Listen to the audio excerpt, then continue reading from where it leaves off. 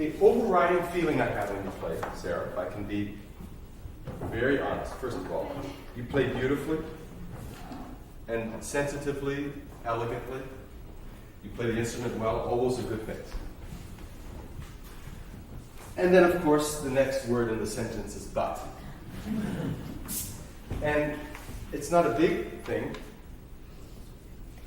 It's just that I have the feeling that when you play, that things stop. You give an impulse. Sometimes I think you could give more of an impulse. But even with the impulse that you give, you only go so far as to complete it. And then it stops. And then comes the next impulse. So that in effect, your playing becomes a series of impulses which in the end don't have connection between them. Yes, you continue to play and you don't stop playing. But what I mean by stopping, you don't complete your actions. It's partially physical, but the physical part is more a manifestation of the musical / emotional / motivational, those things. Do you know what I'm saying? I mean, do you know the area that I'm touching on? Perhaps. Yeah? Okay. Here's the feeling I get. Maybe it's best if I just give you... I can't imitate your playing, but it's the feeling I get when you're playing. You understand? I'm not imitating or trying to make fun. It's the feeling I get when you play. And maybe if you hear it, you'll see what I mean.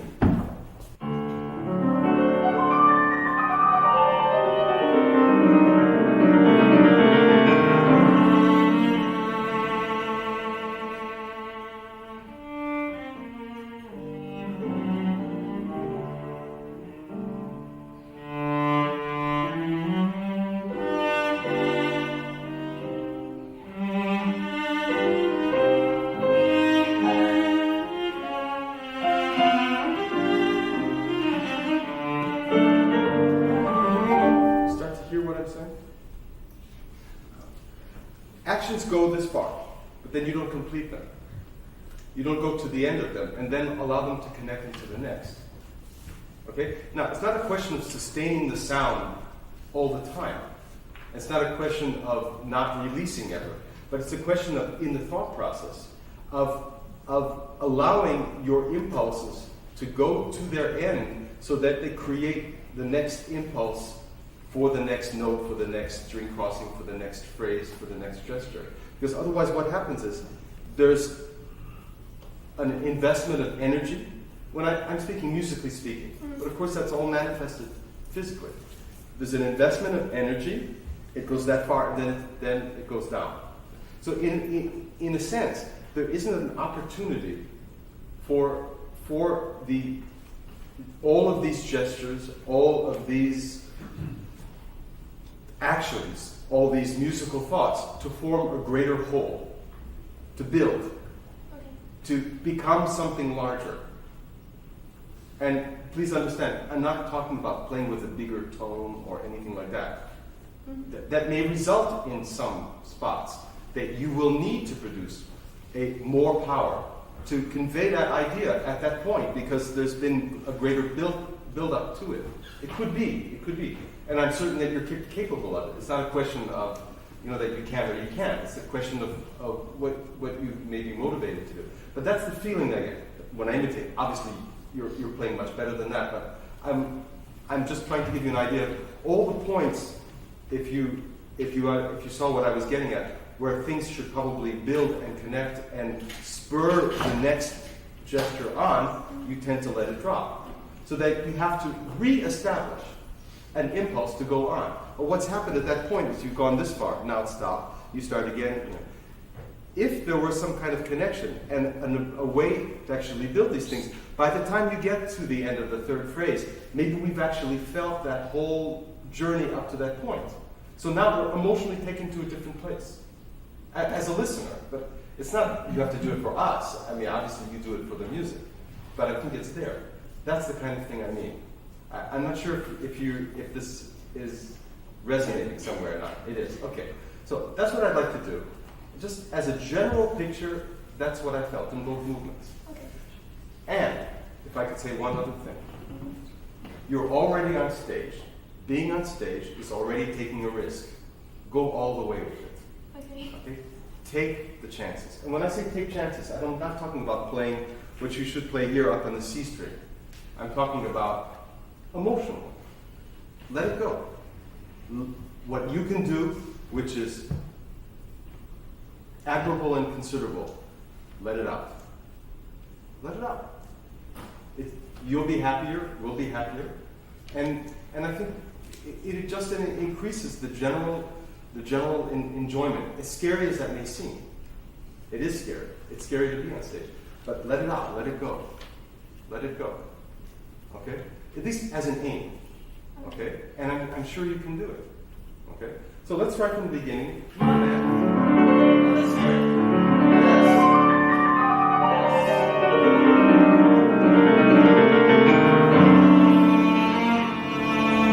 And that's really the resolution of his cadenza.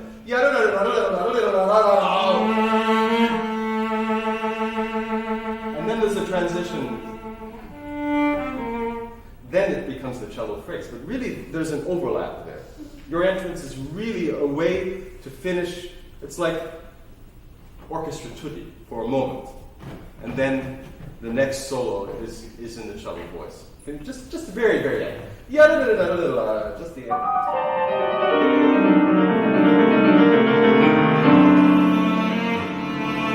Sarah, don't hold it in. Let it out. I'm speaking in your attitude, physically, as well. Let it out. Try, Sarah, if I could ask you, try to orient yourself anywhere but this axis. The verticality of the cello is something we always want to somehow get around, because music is going this way, right? Just like pianists. They have to get around this. They have to create legato, so they have to try to, in some way, accentuate the horizontal aspect of the music in their motions, even though they have to do it this way. But you know what I'm talking about. You have a tendency to orient yourself always this way. So what happens is music is going to stay that way, because physically you're not spreading your energies out this way. So try at the opening. Just give yourself some space here. Yeah. Possibly look anywhere else but down at the bridge, somewhere, so that you can open yourself up to that part of your, using your body in a freer way. Really sing that out rather than force it out.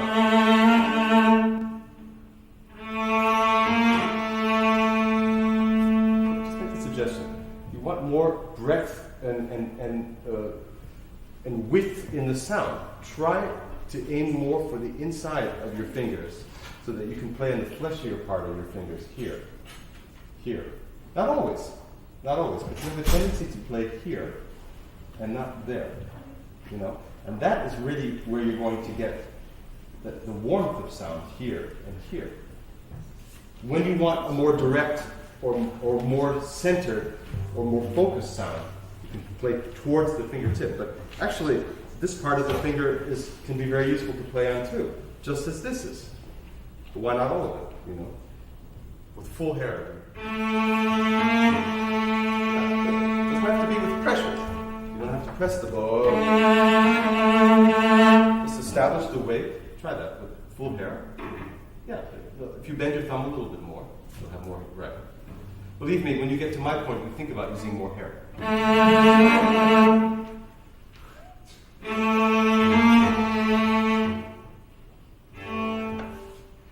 Seriously.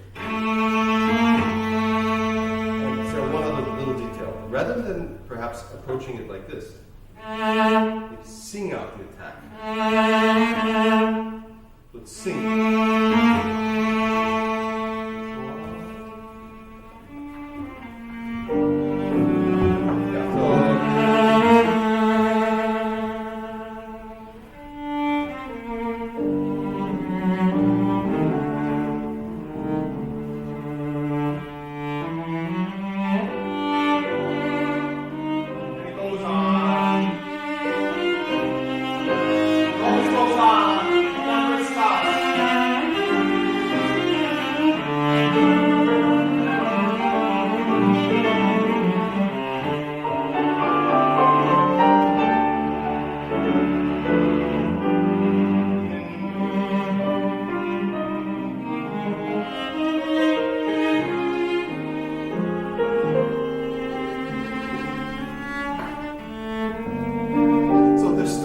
variety, and I don't know if I did it, but I'm thinking there's still variety, there's still points of greater tension.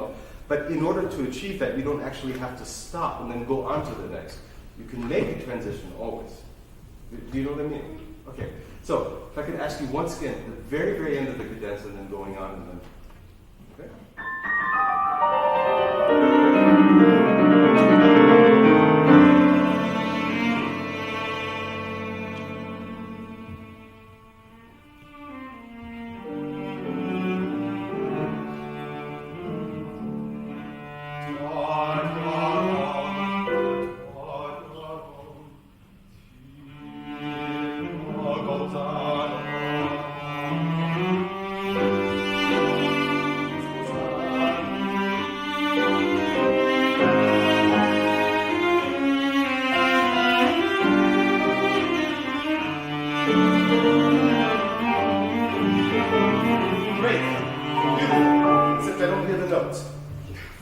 No, but that's the idea. These are melody notes. They're not technical or virtuoso passages. They're not really fast enough to be. They're filling the line. It's musical line. You have to admit it. In this piece, there are some very beautiful melodies, but a lot of what we have to play is stuff we're not used to playing on the cello. They're gestural. They're not real melodies. And they're not bass lines either. There's something else. It's the stuff that pianists are playing all the time. I mean, inner voices, left hand, stuff like that. It's the same material. And that's odd for us because we can neither really sing it, nor can we really play it like a bass line. It's something unfamiliar to us. And I think we have to just see the material in a way for what it is. But very often, if you were to orchestrate it, it would be what the violist is playing, or the second violin. That kind of thing. So it's neither melody nor bass line, which is usually what we play. We don't usually play inner voices. And that's what a lot of the stuff is. So think about that. They do have their expression. So, it's not that it's just filler. But it's not a real melody, but it's not really a virtuoso passage either. It's filling the beats with melodic movement, let's call it that. Articulated harmony. Whatever you want, play through the notes and express, okay?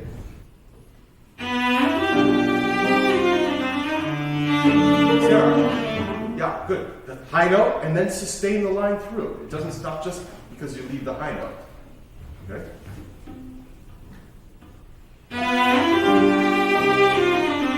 Okay, good. The next note was great, and then you drop that. I know, demanding.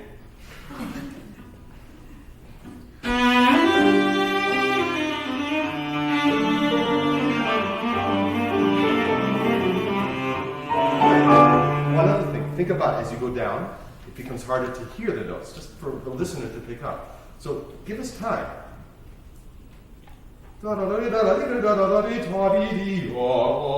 It's also because of the cello. Lower strings, lower sounds, it's a little more time to develop, rather than playing it as if you're still playing in the A string.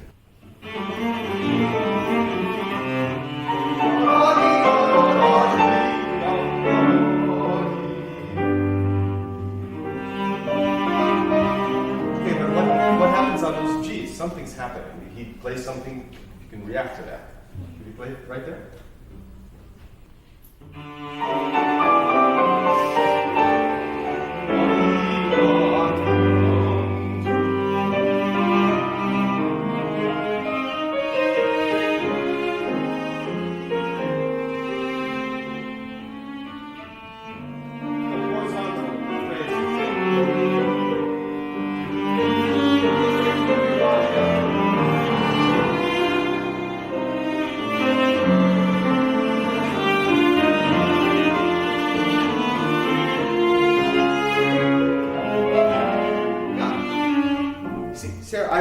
I'm pestering you, I know that. Okay. Well, unfortunately you don't have a lot of choice here. But I'm doing it on purpose because, even at the risk of making you mad, I just want to see reaction. And you start to, but then you hold back. You hold back. And what I'm really suggesting is that you just liberate your body. Allow yourself to move this way. I think it'll benefit what you do physically, but ultimately the music.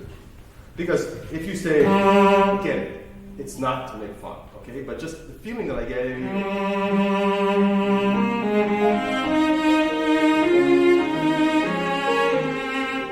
it's going to stay there.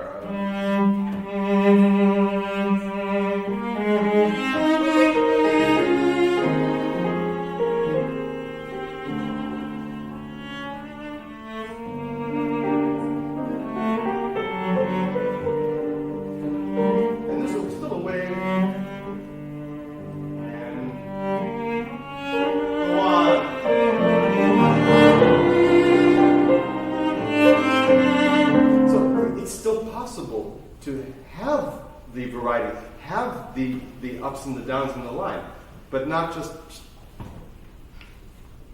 because in the end, there isn't any way emotionally to follow that, And I know you're feeling these things. I'm just suggesting, pay attention to all the places where there could be stops or gaps, because that's really where the music's going to be. It's right there.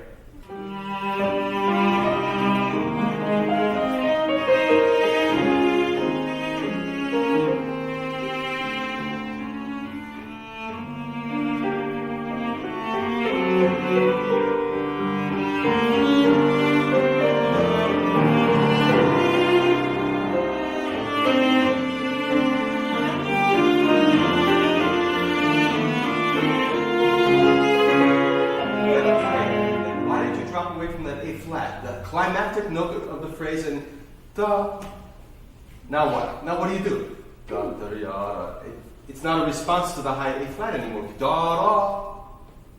Da da da da da.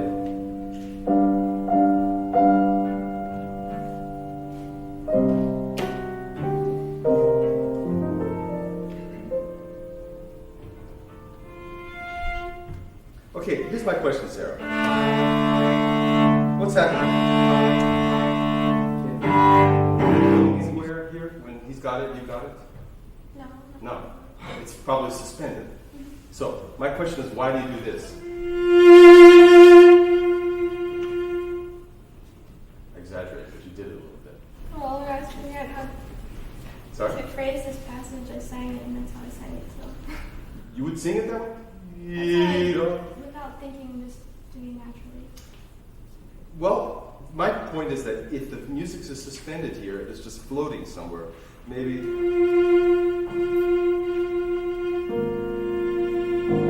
changes, that's where it happens.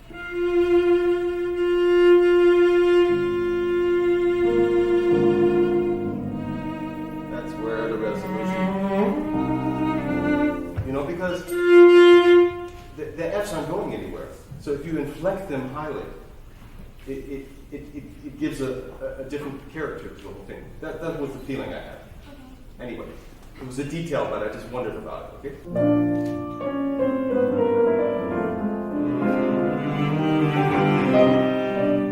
Sarah, could you give me a sense of what could be happening in the music here? What is this? What's happening between piano and cello? Question answer. Let's put it in a more poetic thing. With similes and metaphors? Similes and metaphors, if you like, yeah. If you were watching a movie, if this was movie music, what kind of scene would you see?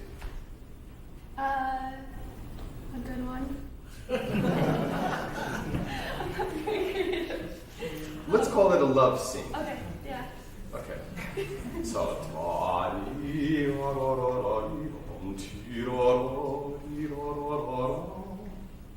it's incredibly warm, it's nostalgic, it's tender, it's all those good things, like you said. Okay? Let's hear it then.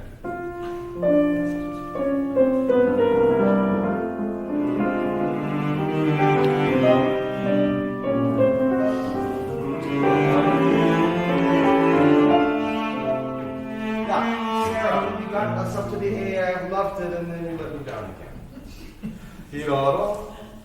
Okay. Is it necessary to actually stop? Does something happen? Yeah. Yeah. Yes. The A is repeated, the phrase goes on. but is it a completely and entirely new thought and phrase? Dee-da-da. Ta-da-da-da-da. It's not. Yeah, that's what I'm missing.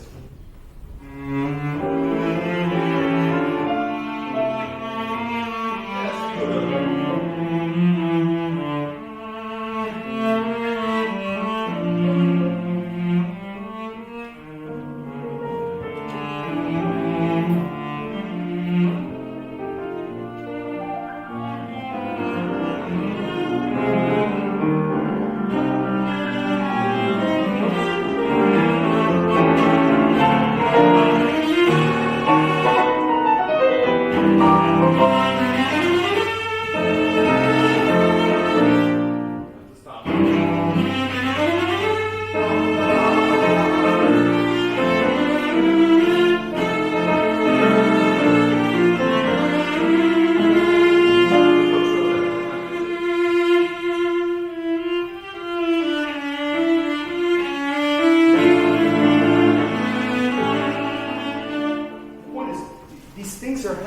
But they're not necessarily in a small context.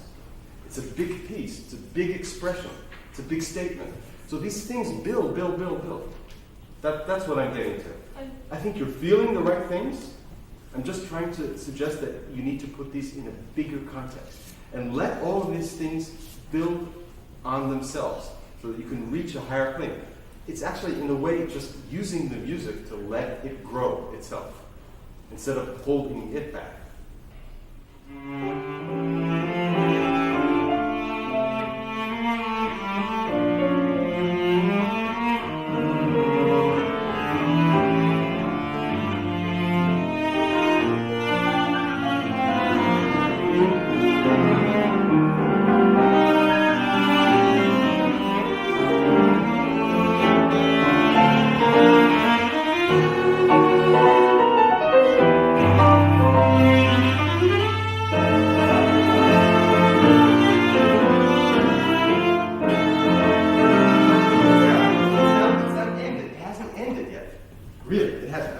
Pushing you guys, because you want to go yum ta-dum ta-dum ta-ta-da-da.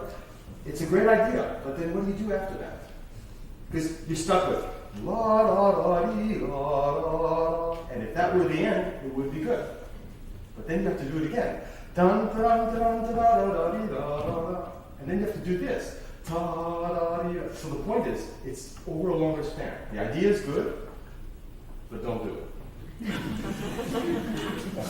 You know what I mean? The idea is good, but it's in a different context. So you can do it, but keeping the whole idea.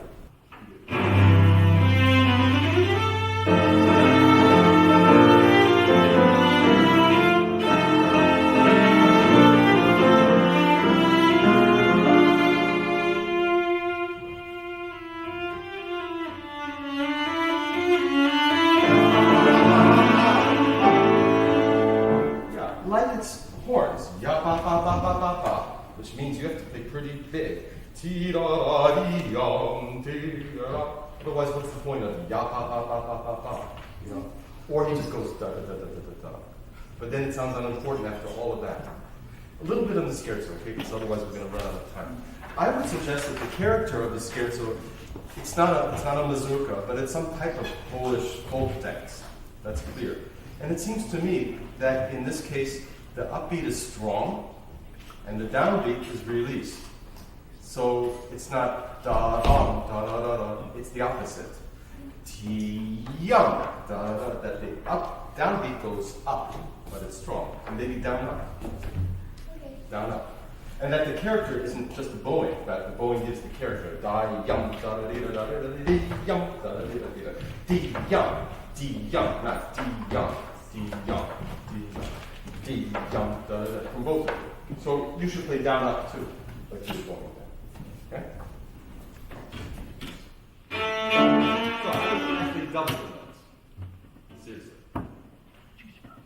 Yeah. And then there's inevitably just a tiny bit of time when you give.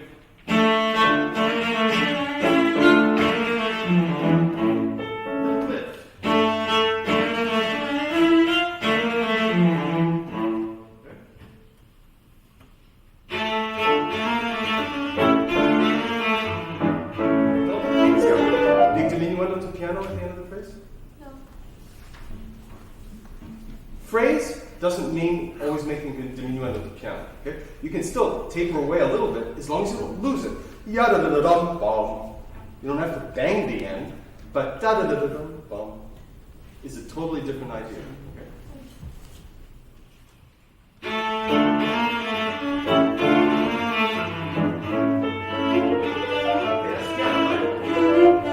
Piano character. What does the piano have there?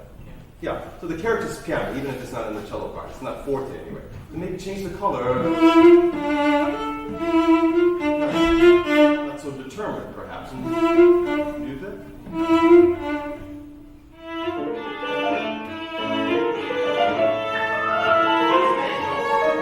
That's forte, no? Or is it not forte? That's forte. It's forte. Oh, I have a question. Still, I think, considering that Chopin being a pianist, basically I think he's seeing the material pretty much from a piano perspective in terms of these structural elements. Does that mean you should make a crescendo? But if he plays di-da-da-da-da-da-da-da-da, the basic character of your phrase, even in crescendo, is, I think, forte. Even if it starts softer and then makes the crescendo. You know what I mean? Rather than it being the cello's playing piano there and the piano's playing forte. You know?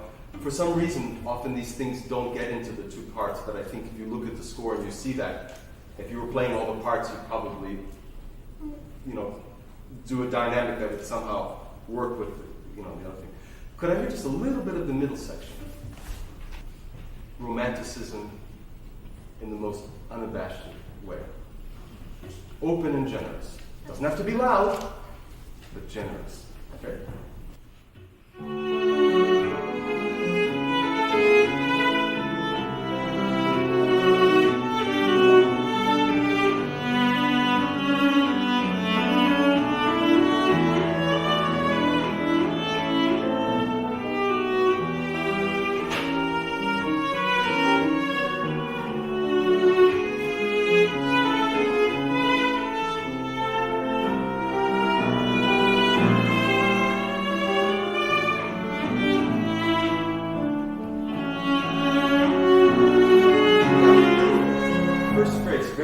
Now here the character changes, no? You have this ominous bass and it's dark, F sharp minor. If the first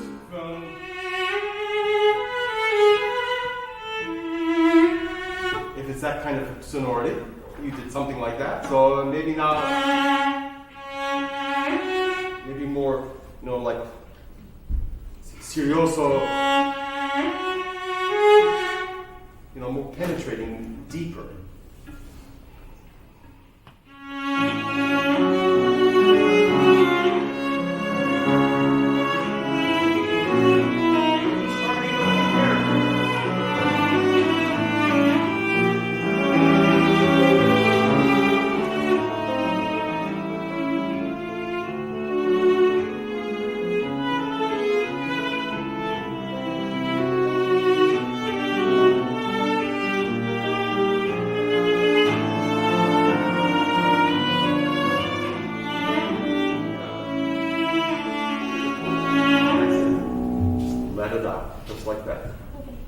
Doesn't it feel good? Yeah. Well, that's important too. You know? Thank you.